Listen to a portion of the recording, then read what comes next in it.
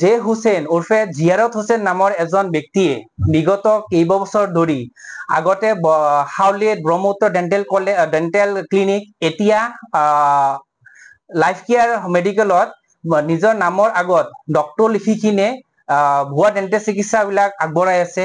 এই বিষয়ে আমি বিভাগীয় কৰ্তৃপক্ষ তথা প্ৰশাসনক অৱগত কৰাইছিলো যদিও আজিলৈকে সেই মানুহজনক প্ৰয়াক্ত কৰিব পৰা নাই আৰু যিখন ক্লিনিকত প্ৰেক্টিছ কৰি আছে সেইখন ক্লিনিকো বন্ধ কৰিব পৰা নাই।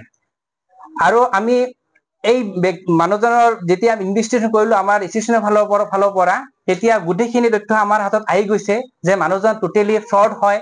মানুহজনে কৈছে যে তেখেতে কালকা ডেন্টেল কলেজ ইউপিৰ পৰা পাছ আউট কৰিছে। যেতিয়া আমি ইউপি ডেন্টেল কলেজত ইনভেষ্টিগেশ্যন কৰাইছো ইউপি ডেন্টেল কলেজৰ পৰা আমাক এখন লেটাৰ দিছে যে মানুহজন টোটেলি ফ্ৰড হয়। তাৰ পিছত মানুহজন ইমান ফ্ৰড হয় যে মহাৰাষ্ট্ৰ ডেন্টেল কাউন্সিলিং হয়, যেটো আমাৰ ষ্টেট ডেন্টেল কাউন্সিলিং সেনেকৈ মহাৰাষ্ট্ৰ ডেন্টেল কাউন্সিলিং হয়।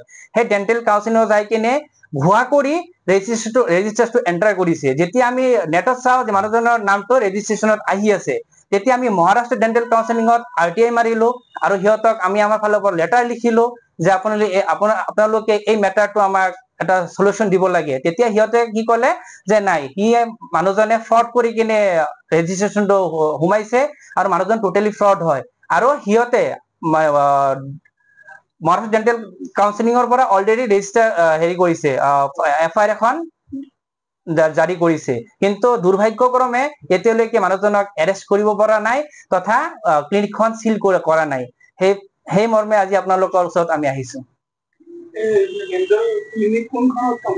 এতিয়া লাইফ মেডিকেল হাউলি লাইফ মেডিকেলত জে হুছেইন মানুহজনে লিখে জে হুছেইন উৰ্ফে জিয়াৰত হুছেইন অৰিজিনেল নাম হয়। আগতে লিখিছিলে যে DDS কলকাতা, এতিয়া লিখি আছে BDS UP আৰু ৰেজিষ্ট্ৰেশ্যন নম্বৰটো শ্ব' কৰি আছে মহাৰাষ্ট্ৰ ডেন্টেল কাউন্সিলিঙৰ। কিন্তু আমাৰ তাতে পুৰা RTI কপিখন আছে, তাতে গোটেইখিনি তথ্য আমাৰ তাতে আহিছে যে মানুহজন টোটেলি ফ্ৰড হয়। আমি এজাহাৰ দিছো বিগত 2 বছৰ হ'ল। আপোনালোকৰ যিখন আহিছে